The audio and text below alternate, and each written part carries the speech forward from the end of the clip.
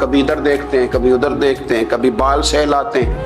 تو میں نے دیکھا ہے سجدے جا رہے ہیں تو سیانے سیانے بندے کبھی کپڑے کو چھیڑ رہے ہیں, کبھی جگہ کو چھیڑ رہے ہیں. میرے نبی کریم صلی اللہ تعالی علیہ وسلم نے فرمایا ان لوگوں کا کیا حال ہے جو اپنی نماز میں نظریں آسمان کی طرف اٹھاتے ہیں. رکوع سے اٹھے تو اوپر دیکھنا شروع کر دیا, کیا حال ہے ان کا. اور پھر حضور نے ایک موقع پر تو سختی فرمائی, فرمایا جو نماز پڑھتے اپنی نظریں آسمان کی طرف اٹھاتا ہے وہ باز آ جائے, ورنہ ایسا نہ ہو کہ رب اس کی آنکھیں ہی چھین لے. باز آ جائے اس کام سے. خشوع کے ساتھ نماز پڑھے, عاجزی کے ساتھ نماز پڑھے, اس کا دل لگا ہوا ہو نماز کے اندر. میرے نبی پاک صلی اللہ تعالی علیہ وآلہ وسلم کے غلام حضرت انس بن مالک رضی اللہ تعالی عنہ فرماتے ہیں کہ رسول پاک صلی اللہ علیہ وسلم نے مجھ سے فرمایا تھا کہ بیٹے نماز میں ادھر ادھر دیکھنے سے بچو, کیونکہ فرمایا نماز میں ادھر ادھر توجہ کرنا یہ بندے کو ہلاک کر دیتا ہے. ہلاکت ہے اس میں اگر تم نے ادھر ادھر توجہ کی. نماز تم مالک کی بارگاہ میں کھڑے ہو اور تم دیکھ ادھر ادھر رہے ہو. تو ایک تو نماز عاجزی کے ساتھ. پھر فرمایا والذین هم عن اللغو معرضون, وہ لوگ جو فضول باتوں سے لغویات سے اپنا منہ پھیر لیتے ہیں, فضولیات سے. ہمارے ہاں نا بہت سارے لوگ ایسے ہیں جو بلا وجہ ان چیزوں میں دلچسپی لیتے ہیں جو ان کے مطلب کی نہیں ہے. ان کے مطلب کی مطلب آپ کسی سے ملنے کہتے ہیں کیا حال ہے, ٹھیک ہے جی. بچوں کا کیا حال ہے, ٹھیک ہے. بچے کتنے ہیں؟ تو بھئی آپ کو جب پتہ ہی نہیں تھا کتنے ہیں تو حال کیوں پوچھا آپ نے؟ آپ کرتے کیا ہیں؟ آپ کا بڑا بھائی کیا کرتا ہے, چھوٹا بھائی کیا کرتا ہے, ابا جی کیا کرتے ہیں؟ بھئی آپ کے مطلب کی بات نہیں, آپ مطلب کی مقصد کی بات کریں. بے مقصد باتوں میں الجھنے کی ضرورت نہیں ہے. دیکھیں اپنا ادارہ میں چلاتا ہوں, اپنا گھر آپ چلاتے ہیں, اپنی ڈیوٹی آپ کرتے ہیں. آپ کو زیادہ بہتر پتہ ہے کہ آپ اپنا گھر کیسے چلا رہے ہیں. مجھے زیادہ بہتر پتہ ہے کہ میں مدرسہ مسجد, مجھے زیادہ بہتر پتہ ہے اس کے اندر کون سی اصطلاح کس طرح کرنی ہے, یہ مجھ سے زیادہ بہتر کوئی بندہ جانتا نہیں. اب ہم کیا کرتے ہیں, جب ہم دوسرے کے کام میں مداخلت کرتے ہیں تو دو نقصان ہوتے ہیں. ایک تو اس کے ساتھ ہمارا رائے کا اختلاف ہو جاتا ہے, اور دوسرا ہمارے اپنے بہت سارے کام رہ جاتے ہیں کیونکہ ہماری توجہ ہی دوسرے کی جانب تھی. اپنے بڑے سارے کام رہ جاتے ہیں. اس لیے بہت ساری ایسی چیزیں ہیں جن میں بلا وجہ کوئی مقصد نہیں. ہم پرانے لوگوں سے باتیں سنا کرتے تھے, ہمارے بزرگ کہا کرتے تھے جڑے پنڈ جانا نہیں, جڑے پنڈ جانا نہیں ہوتا راہ پوچھنے دی کی. لغویات میں نہ الجھے, فضولیات میں نہ الجھے, یعنی ٹو میں رہنا, ٹو میں. آپ یقین کریں میں نے پرسنلی طور پہ اس چیز کو محسوس کیا ہے کہ ہمارے بہت سارے اہم حقوق صرف اس لیے مس ہوتے ہیں کہ ہماری اپنے سے زیادہ توجہ سامنے والے پہ ہوتی, سامنے والے. میں نے دیکھا بڑے بڑے عجیب سوال اور بڑے بڑے انوکھے سوال, مطلب یہ کہ اتنی لمبی چوڑی, اور لوگوں کو بڑا پتہ ہوتا ہے یہ فلاں آدمی جو ہے اس کے بچے کتنے ہیں, وہ بیاہ کہاں پہ ہیں, کس کس علاقے میں ان کی شادیاں ہوئی ہیں. اتنی تفصیلات کی ہمیں ضرورت نہیں ہے. ہم سے تو ہمارے بارے میں پوچھا جائے گا تو ہمیں اپنا معاملہ بڑا صاف ستھرا. دیکھیں کیا سونی بات کی مدینے والے رسول نے, قربان جائیں حضور کے جملوں پر. ایک شخص نے پوچھا حضور سونا اسلام کون سا ہے, خوبصورت مسلمان کون ہے؟ تو نبی پاک صلی اللہ علیہ وسلم نے فرمایا وہ خوبصورت مسلمان ہے جو بات اس کے مقصد کی نہیں, بے معنی ہے وہ بات وہ چھوڑ دے. بے مقصد باتوں سے الجھنا جو بندہ چھوڑ دے وہ مسلمان بڑا سونا مسلمان ہے. ہم کمزور اس لیے ہوتے ہیں کہ ہماری توجہ زیادہ دوسروں کی باتوں پر پڑتی ہے. پھر فرمایا والذین هم للزکاۃ فاعلون, وہ لوگ جو زکوٰۃ دینے کا کام کرتے ہیں, صدقات کرتے ہیں, خیرات کرتے ہیں, وہ کامیاب ہو جاتے ہیں. پھر فرمایا والذین هم لفروجہم حافظون, وہ جو اپنی شرمگاہ کی حفاظت کرتے ہیں. نوجوان میری بات پر توجہ کریں. فرمایا وہ لوگ جو اپنی شرمگاہ کی, والذین هم لفروجہم حافظون, وہ لوگ جو اپنی شرمگاہ کی حفاظت کرتے ہیں. حضور غوث پاک رضی اللہ تعالیٰ عنہ فرمایا کرتے تھے دو چیزیں انسان اپنی سنبھال لینا, ایک پیٹ اور ایک شرمگاہ. تو فرماتے تھے ولایت اس کے بڑی قریب آ جاتی، ہم نہ ان لذات میں الجھ جاتے۔ سیانے سیانے بندے، روٹی کمر سیدھی کرنے کے لیے کھانی چاہیے، زبان کے ذائقے کے لیے نہیں کھانی چاہیے۔ یہ زبان کا ذائقہ لگ جائے یہ کہیں کا نہیں چھوڑتا انسان کو۔ اپنی شرمگاہ کی جو لوگ حفاظت کر لیتے ہیں، کوئی بڑے سے بڑا گناہ کرنے سے بھی بندہ کافر نہیں ہوتا، بندہ کفر کرنے سے کافر ہوتا ہے۔ گناہ بڑے سے بڑا کرنے والا بھی گناہگار ہے، کافر نہیں۔ لیکن بعض گناہ ایسے ہیں جو جس وقت بندہ کر رہا ہوتا ہے اس وقت وہ مومن نہیں ہوتا۔ میرے نبی کریم صلی اللہ تعالی علیہ وسلم نے فرمایا جب کوئی شرابی شراب پیتا ہے اس وقت مومن نہیں ہوتا، جب کوئی چور چوری کرتا ہے تو اس وقت مومن نہیں ہوتا، اور جب کوئی زانی زنا کرتا ہے تو تب وہ مومن نہیں ہوتا۔ اتنی دیر کے لیے اس کے دل سے ایمان نکال لیا جاتا ہے۔ یہ جو ہمارے لڑکے بن سمر کے نکلتے ہیں، یہ جو میک اپ کا خرچہ لڑکیوں کے برابر لڑکوں کا ہوتا جا رہا ہے، یہ جو لڑکے بھی رات کو چہرے پر کریم لگا کر کے سوتے ہیں، یہ بتا سکتے ہیں کہ مقاصد کیا ہے؟ بتا سکتے ہیں؟ یعنی بچے بھی بغیر شیمپو کے بال نہیں دھوتے، مثلا کیا کرنا ہے آپ نے اس کا؟ بڑی بڑی قیمتی چیزیں جو ہیں وہ آپ نے رکھی ہوئی ہیں، مقصد کیا ہے؟ یہ جو ہمارے بچے بن سنور کے نکل رہے ہیں تو کیا دعوت دے رہے ہیں سوسائٹی کو؟ شارٹ نکرے پہن کے جو نکلے ہوئے ہیں، اریاں لباس پہن کے نکلے ہوئے ہیں۔ اقبال نے کہا تھا دیار مشرق ہوس میں غلطاں، شباب اریاں شراب عیسیاں، جسے بھی دیکھو غری کے عیسیاں۔ ہم ایسی تہذیب کیا کریں گے؟ شباب اریاں، تم نے اپنی جوانی ننگی کر ڈالی ہے ساری، معاذ اللہ۔ کن مقاصد کے لیے؟ میں وہ اعداد و شمار بتا نہیں سکتا۔ ہمارے ہاں گاند سستا ہو گیا ہے، لوگوں نے گناہ تک پہنچنا آسان بنا دیا ہے۔ آپ دیکھ لیں گندگی دروازے پہ اور گند موبائل میں، کیسے بچائیں ان بچوں کو؟ کیا کریں؟ کلیجے پھٹتے ہیں۔ ابھی باتیں سوچتے ہیں تو سوچتے ہیں آنے والی نسل کو کہاں لے جائیں، کہاں چھپائیں، کیا ایسا کریں کہ یہ بچ جائیں، خدا را قربان جائیں حضرت عثمان غنی پر۔ مصنف ابن ابی شیبہ میں صحابہ فرماتے ہیں حضرت عثمان غنی نا بڑے مالدار تھے۔ مال آتا ہے تو لوگ عیاش نہیں ہو جاتے، مال آتا ہے تو لوگوں کی خواہشات بہت بڑھ نہیں جاتی۔ بڑے مالدار تھے، مالدار بھی تھے اور سونے بھی بڑے تھے۔ حضرت اسامہ بن زید کہتے ہیں میں نے زندگی میں اتنا سونا بندہ نہیں دیکھا جتنے حضرت عثمان غنی خوبصورت تھے، پیسہ بھی حسن بھی۔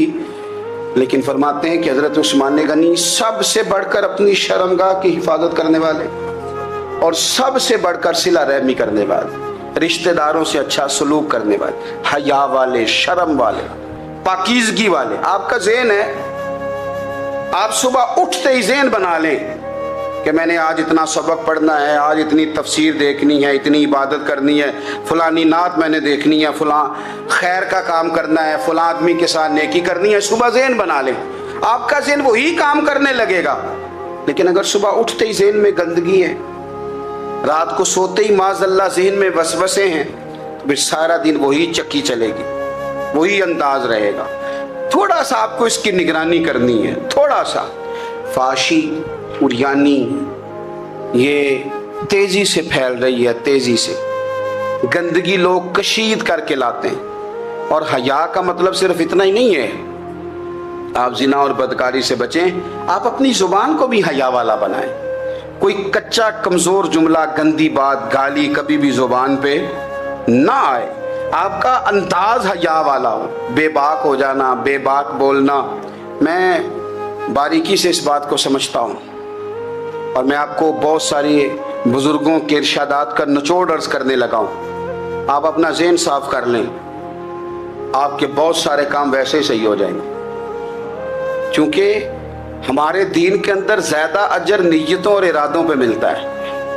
آپ کے جو اندر کی پاکیزگی ہے وہ بہت سارا فضل لاتی ہے اللہ کا، اور اگر دل ہی ناپاک ہو، ذہن ہی ناپاک ہو، تو وہ خیر کی چیزیں کس طرح کر کے داخل ہوں گی؟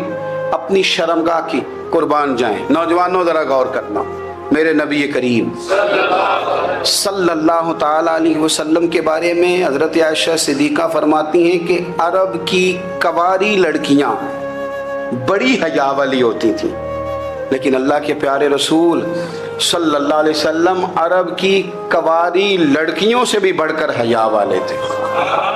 یہ ہمارے بچے مذاق میں ہمیں کئی دفعہ کہتے ہیں شادی کرا دو، شوگل میں کہہ دیتے، ابا کو کہہ دیتے، ابا کو نہیں، منہ پہ آگے کہہ دیتے، کہتے ہیں یہ بڑا بھائی مصیبت بن گیا، یہ ہٹے گا تمہاری باری آئے گی۔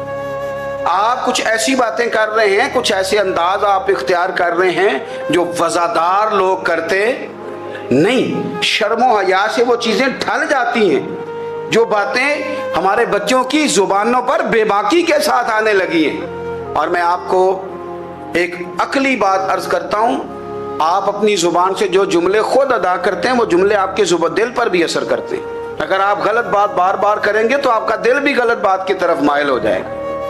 آپ 10 بار 15 بار 20 بار کوئی خیر کی بات کریں، خیر کی، تو آپ دیکھیں گے آپ کا دل بھی خیر کی طرف مائل ہو جائے گا۔ آپ خیر کی باتوں پر اپنے آپ کو لائیں، اچھی باتوں پر اپنی توجہ لائیں، آپ کا دل بھی اچھائی کی طرف مائل ہو جائے گا۔ کفل کا ایک واقعہ ترمذی میں ملتا ہے۔ ایک شخص کفل نام کا تھا بنی اسرائیل میں، ایک عورت مجبور تھی، اس کے بچے بھوکے تھے، تو کفل نے اسے مائل کر لیا کہ تو میرے ساتھ گناہ کرے گی تو پھر میں تیرے بچوں کی روٹی تجھے دوں گا۔ تو وہ عورت پہلے تو بیچاری نہ مانی، لیکن بچوں کی بھوک دیکھ کے مجبور ہو گئی۔ جب کفل کے قریب گئی نا وہ عورت، اس نے دروازے سارے بند کر لیے۔ ترمذی شریف میں اس کا واقعہ موجود ہے۔ چاروں جانب سے بند ہو گیا سارا کچھ، لیکن جب وہ کفل کہتا ہے میں اس بی بی کے پاس جانے لگا تو عورت کا وجود کانپتا تھا۔ جس بندے کو گناہ کی طرف جاتے اس کی طبیعت میں ہیجان پیدا ہو تو مانا یہ ہے کہ ابھی ذہن پورا غلیظ نہیں ہوا، ابھی طبیعت پوری گندی نہیں ہوئی، ابھی ایمان کی بہت ساری قسمیں موجود ہیں، عورت کا وجود کانپتا ہے۔ تو کفل کہتے ہیں کہ میں نے اسے کہا کہ سارے دروازے بند ہیں، ڈرتی کیوں ہے؟ تو کہنے لگی ڈرتی اس لیے ہوں کہ سارے دروازے بند نہیں ہوتے، ایک دروازہ کھلا ہے اور وہ دروازہ رب قدیر کا دروازہ ہے، اسے کیسے بند کیا جا سکتا ہے؟ تو کہتے ہیں جب اس نے یہ لفظ کہے تو مجھ پر بھی بات کا اثر ہوا، مجھ پر۔ تو میں نے کہا کہ اگر تو عورت ہو کے رب سے اتنا ڈرتی ہے تو مجھے تو اس نے مرد بنایا ہے، تو مرد تو ہوتا ہی وہ ہے جو اپنے آپ پر کنٹرول کر سکے۔ تو اب نہ معاملہ آگے جائے گا، اب یہاں بات رکے گی نہیں، جا میں تجھے آزاد کرتا ہوں۔ عورت گئی، اس نے توبہ کی کفل نے، اور رات رو کے کہنے لگا مالک آج میں نے توبہ کی ہے تو میرے اوپر مہربانی کرنا، میری توبہ ٹوٹنے نہ پائے۔ رات اس نے توبہ کی، رات ہی انتقال ہو گیا۔ لوگوں کو پتا تھا بڑا بے حیا ہے، بد کردار ہے، گناہ گار ہے، شاید لوگ اس کا چہرہ دیکھنے بھی نہ جاتے، پر مالک کریم ہے نا۔ حضور فرماتے ہیں سویرے اس کے دروازے پہ لکھ دیا اللہ نے، لوگوں رب نے کفل کے سارے گناہ معاف کر دیے ہیں، اس کے دروازے پہ لکھ دیا گیا۔ جب آپ اپنی حفاظت کرنا چاہتے ہیں تو اللہ پھر اسباب بھی پیدا کر دیتا ہے۔ اپنی شرمگاہ کی، اپنی نظر کی آپ خوب حفاظت کریں۔ اور میں آپ کو ایک بات عرض کروں، ایک بندے کے باحیا ہو جانے سے نا، ایک بندے کے ٹھیک ہو جانے سے اس کے دائیں بائیں بے شمار لوگ ٹھیک ہو جاتے ہیں۔ نہ چاہتے ہوئے بھی آپ کی نیکی کا اثر آپ کے دوستوں پہ پڑتا ہے، نہ چاہتے ہوئے۔ اور ایک بندے کے بگڑ جانے سے اس کے دائیں بائیں بہت سارے لوگ بگڑ جاتے ہیں، بہت سارے لوگ بگڑ جاتے ہیں۔ آپ اگر اپنے لب و لہجے پر یہ پابندی لگا سکیں اور اپنے آپ کو اگر آپ سنبھال سکیں تو پھر یاد رکھیے گا بڑی ساری چیزیں بہتر ہو جائیں گی۔ کچھ چیزیں ایسی ہوتی ہیں جو ہم نہ فراخ دلی سے بانٹتے ہیں، اور کچھ چیزیں ایسی ہوتی ہیں جو مجبور ہو کر ہم دیتے ہیں۔ کئی دفعہ ایسا ہوتا ہے کہ سامنے والا کچھ زیادہ تکلیف میں ہوتا ہے اور ہمارے پاس بھی وسعت نہیں ہوتی، لیکن زیادہ اجر اسی بندے کو ملتا ہے جو تھوڑی تکلیف برداشت کرے اور سامنے والے کی تکلیف کو دور کرے۔ مدینہ منورہ میں نا قحط پڑ گیا تھا، غلہ نہیں ملتا تھا، تو قحط کے زمانے میں لوگ نا پھر چیزوں کو مہنگا کر کے بیچتے ہیں۔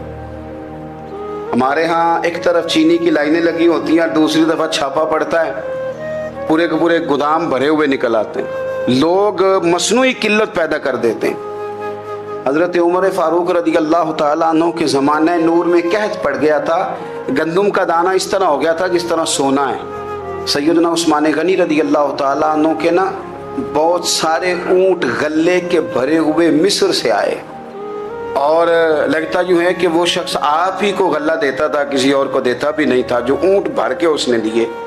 تو مدینہ منورہ کے اندر جب وہ مال پہنچا نا، آپ کو بتانا یہ چاہ رہا ہوں کہ ساری تجارت بندوں سے نہیں کرنی چاہیے، کچھ اللہ سے بھی کرنی چاہیے۔ رب سے جو بندہ تجارت کرتا ہے وہ بڑا کامیاب ہوتا ہے۔ وہ غلے سے بھرے ہوئے اونٹ آپ کے پہنچ گئے تو تاجر آئے، انہوں نے آ کے کہا عثمان ہم کھول کے نہیں دیکھتے کہ اندر مٹی ہے کہ سونا ہے، اور یہ بھی نہیں پوچھتے آپ نے کتنے کا خریدا ہے، آپ کی زبان پر اعتبار ہے، آپ نے جتنے کا مال لیا ہے نا ہم ڈبل دیتے ہیں، آپ ہمیں دے دیں۔ آپ فرمانے لگے نہیں مجھے زیادہ نفع ملتا ہے۔ انہوں نے کہا 2 گنا، فرمایا نہیں زیادہ ملتا ہے، کہا 3 گنا، فرمایا زیادہ ملتا ہے۔ وہ کہنے لگے اس سے زیادہ تو کوئی تاجر ہے ہی نہیں جو زیادہ دے، فرمایا بس مجھے ملتا ہے نا۔ کہا کتنا ملتا ہے؟ فرمانے لگے لگتا ہے کہ اگر وہ تاجر زیادہ کرم نوازی کرے تو 700 گنا تو دے گا ہی، اور باقی کریم ہے۔ انہوں نے کہا جی نہیں اتنا نہیں ہم دے سکتے، پھر آپ بیچ لیں۔ یہ بات ہی سمجھ میں نہیں آتی۔ لوگ چلے گئے تو حضرت عثمان غنی مال اٹھا کے مسجد کے دروازے پہ لے گئے، جا کے کہنے لگے اے عمر اعلان کر دیں جس غریب کو گندم کی ضرورت ہے، آسانی کے دور میں نہیں دقت کے دور میں، جب لوگوں کو مل نہیں رہی چیز، جس کو ضرورت ہے وہ آئے اور آ کے لے جائے۔ جب جناب عثمان غنی کے اس غلے کا اعلان ہوا تو تاجروں کو اب مسئلہ سمجھ میں آیا کہ یہ 700 گنا کو بندہ نہیں دے رہا، یہ رب کریم عطا فرما رہا ہے۔ میرے عزیز کچھ سودے رب کے ساتھ بھی کریں۔ اگر کوئی بڑا ضرورت مند دروازے پہ آ جائے نا تو پھر اپنا نفع نقصان نہیں سوچنا، پھر تو رب کے ساتھ تجارت کرنی ہے۔ ضرورت مند کی ضرورت کا لحاظ کرنا یہ نہ مسلمانوں کے ایک دوسرے کے قریب کرے گا۔ ہم کون ہوتے ہیں کسی کی حاجت پوری کرنے والے، ضرورت پوری کرنے والے؟ کرنے والا تو اللہ ہے۔ تو اگر رب ہمیں کبھی وسیلہ بنائے، ذریعہ بنائے، تو پھر ہمیں ذرا نا خوش دلی سے بننا چاہیے، ذوق اور شوق سے بڑھنا چاہیے، پھر ہمیں کمزور نہیں پڑنا چاہیے۔